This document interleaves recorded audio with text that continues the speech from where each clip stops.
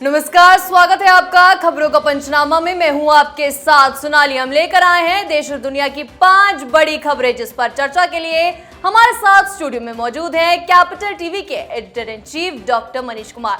Doctor साहब, बहुत बहुत स्वागत है आपका। धन्यवाद। सबसे पहले नजर डालते हैं हेडलाइंस पर। राहुल गांधी पर किरण रिजिजू का पलटवार, कहा टुकड़े टुकड़े गैंग के सदस्यों को मिलेगा मुंह तोड़ जवाब। विपक्ष के 9 नेताओं ने पीएम मोदी को लिखी चिट्ठी, केंद्रीय एजेंसियों के दुरुपयोग का लगाया आरोप। दिल्ली के स्कूलों में लगे आई लव मनीष सिसोदिया के पोस्टर पर प्रिंसिपल के खिलाफ हुई एफआईआर दर्ज, एनसीपीसीआर ने दिखाई सख्ती, दिल्ली पुलिस और सरकार को नोटिस जारी। तमिलनाडु में बिहार के मजदूरों से मारपीट के मामले में तमिलनाडु के सीएम एमके स्टालिन ने नीतीश कुमार से की बात, कहा मजदूरों को डरने की जरूरत नहीं। भूकंप में मदद करने वाले भारत को तुर्की ने दिया धोखा, कश्मीर मुद्दे पर दिया पाकिस्तान का साथ।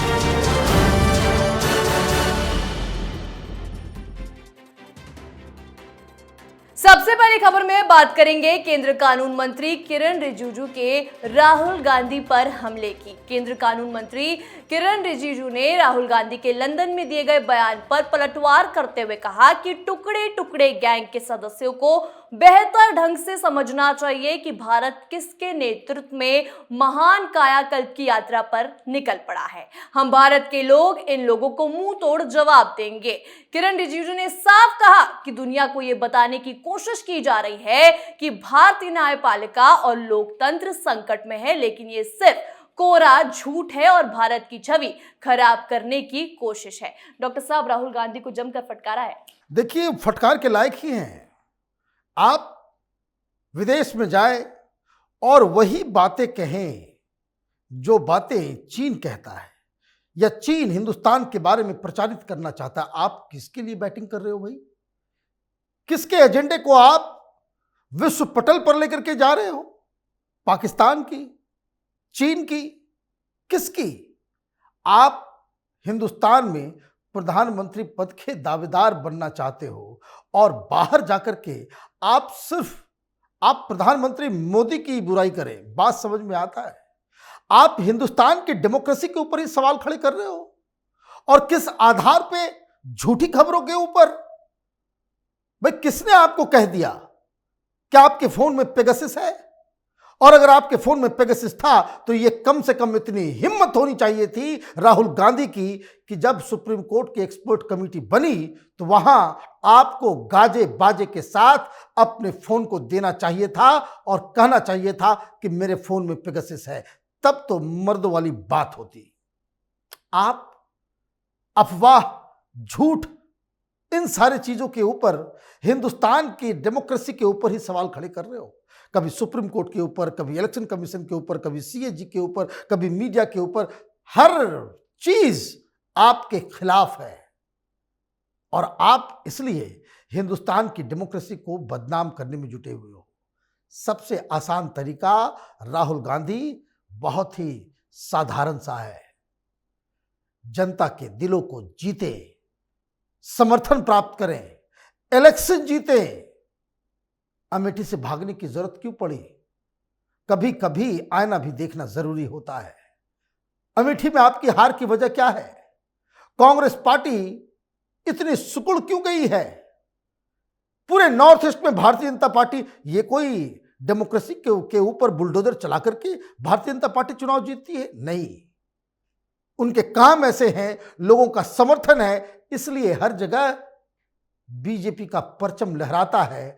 और आपकी बुद्धि की वजह से, आपके जो कम्युनिस्ट के सलाहकार हैं, ये जो नक्सलियों का इर्द गिर्द आपने पाल रखा है, उसकी वजह से आप तो गर्त में जा ही रहे हो, कांग्रेस पार्टी को भी गर्त में लेकर के जा रहे हो।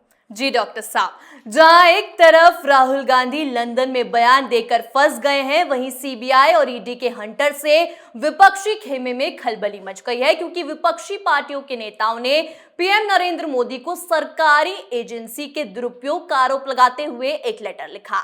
लेटर लिखने वालों में 9 विपक्षी पार्टियों के नेता शामिल हैं। इस लेटर में उन्होंने दिल्ली शराब घोटाले में गिरफ्तार किए गए मनीष सिसोदिया का भी जिक्र किया है। चिट्ठी लिखने वालों में दिल्ली के सीएम अरविंद केजरीवाल का भी नाम शामिल है। विपक्षी नेताओं ने पीएम मोदी को सरकारी एजेंसियों के दुरुपयोग का आरोप लगाते हुए लिखा कि प्रधानमंत्री जी, आप इस बात से सहमत होंगे कि भारत एक लोकतांत्रिक देश है। विपक्षी नेताओं के खिलाफ लगातार केंद्र जांच एजेंसियों का दुरुपयोग किया जा रहा है। इससे देश में एक निरंकुश तंत्र की स्थापना हो रही है। डॉक्टर साहब, क्या ये चिट्ठी डर के मारे लिखी गई है? देखिए, मैं तो एक ही जुमले में इस पूरी चिट्ठी की हवा पानी सब खोल के रख देता हूं।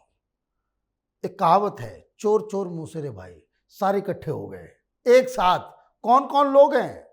केजरीवाल खुद फंसा हुआ है, उद्धव ठाकरे ने लिख दिया चिट्ठी, साथ में उनके घर के ऊपर भी बहुत सारे परिवार के सदस्यों के ऊपर जांच चल रही है। इनके जो राष्ट्रीय प्रवक्ता है संजय राउत, उसके ऊपर, वो तो जेल होकर के आए। भाई, कानून का राज है। डेमोक्रेसी का मतलब ये नहीं होता है कि आप विपक्ष के नेता हैं तो आपको छोड़ दिया जाएगा। और साइन करने वाले कौन है? ममता बनर्जी।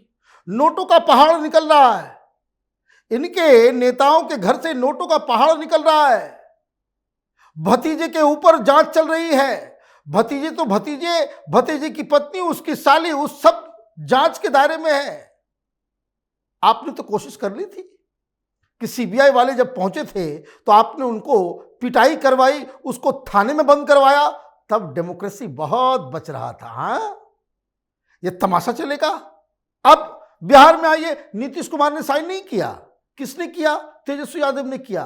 भाई, चारा चोर पार्टी, वो अभी अभी पूरे खानदान को, लालू यादव जब चीफ रेलवे मिनिस्टर थे तो नौकरी के बजाय गरीबों से इन लोगों ने जमीन लिखवाए।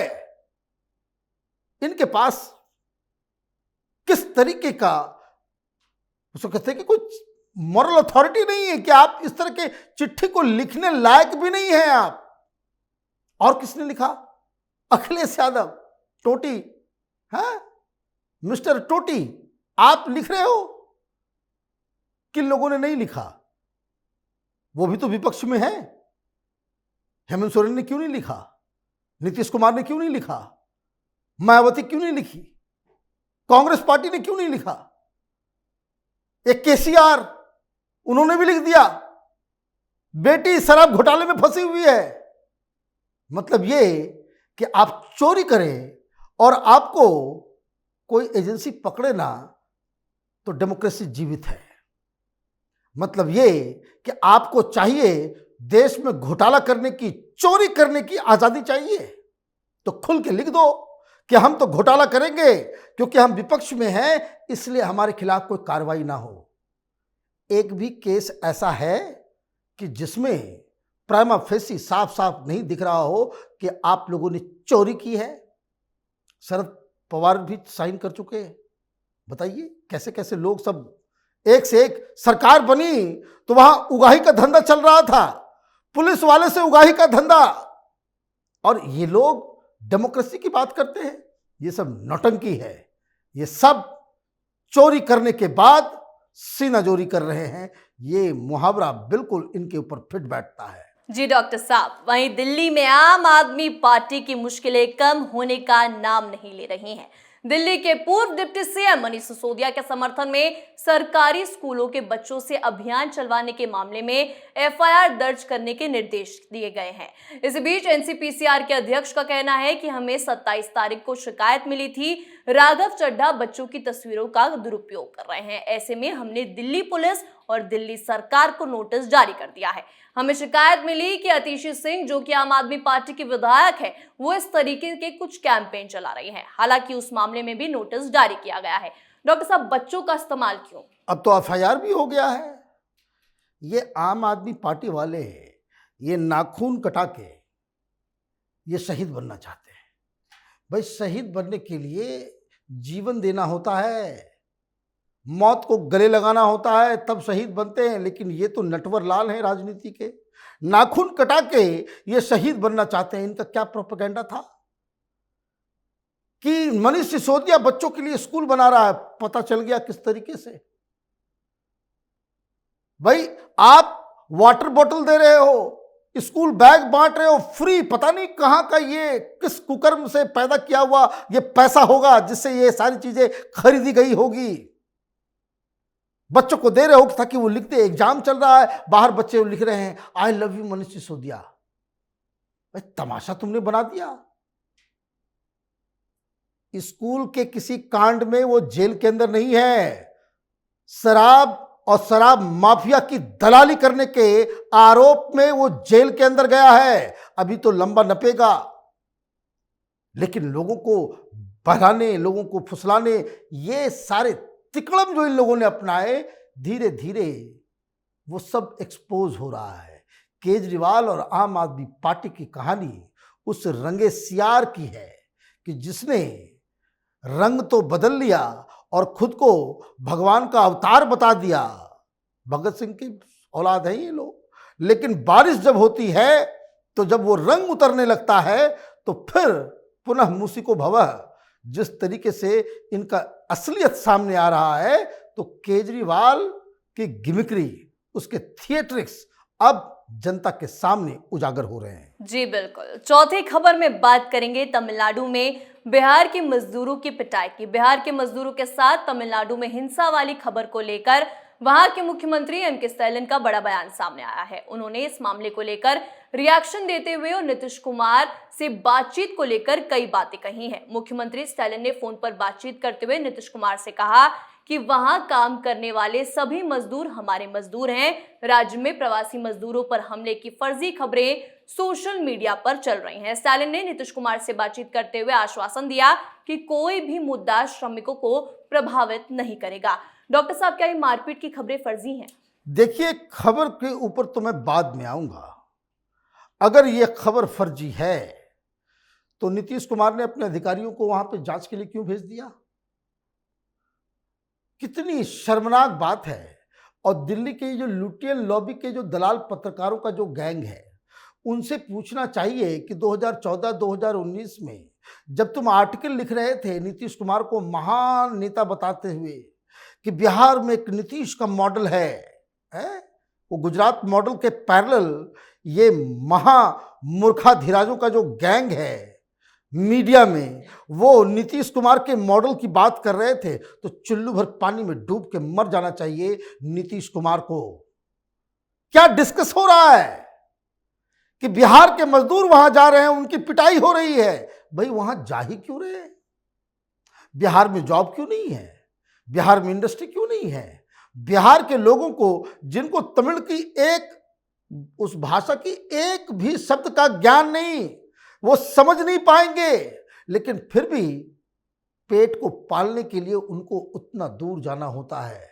ये किसी भी मुख्यमंत्री के लिए शर्मनाक स्थिति है। लेकिन आंखों में कुछ शर्म बाकी हो तब तो लोगों को शर्मिंदगी महसूस हो।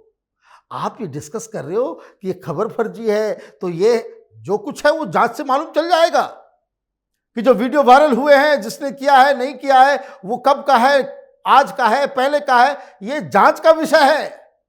वीडियो सही है या गलत है वो अपनी जगह पे है, लेकिन बिहार के चीफ मिनिस्टर को तो लज्जित महसूस करना चाहिए कि आपके लोगों को बिहार छोड़ के पलायन करके 2 जून की रोटी जमा करने के लिए घर परिवार को छोड़ के, बच्चों को छोड़ के उनको तमिलनाडु, मद्रास जाना पड़ता है।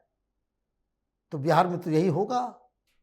जंगल राज तो आ ही गया, किडनैपिंग शुरू हो गई, मर्डर शुरू हो गया, सब कुछ जंगल राज में तो परिवर्तित हो ही गया। लेकिन सुशासन बाबू को ये जवाब देना होगा कि आपने इतने दिनों तक चीफ मिनिस्टर रहते हुए बिहार में कितनी नौकरियां दी और कितना आपने वहां पे इंडस्ट्री लगाया। इंडस्ट्री के लगाने के नाम पे एक माचिस की दुकान भी नई नहीं खुली है। यही हकीकत है और इस हकीकत पे नीतीश कुमार को शर्म आनी चाहिए, ना कि देश में बदलाव लाने के लिए, प्रधानमंत्री बनने के लिए वो सपने बुनने चाहिए। जी डॉक्टर साहब, आखिरी खबर में बात करेंगे धोखेबाज तुर्की की। भूकंप से तड़प रहे तुर्की को जिस भारत ने ऑपरेशन दोस्त के जरिए सहायता पहुंचाई, तुर्की ने उसी भारत को धोखा दे दिया। दरअसल तुर्की हर बार की तरह इस बार भी यूएनएचआरसी में पाकिस्तान का साथ देने से बाज नहीं आया और जम्मू कश्मीर का मुद्दा उठाकर एक तरह से भारत की पीठ में छुरा घोंपने का काम किया।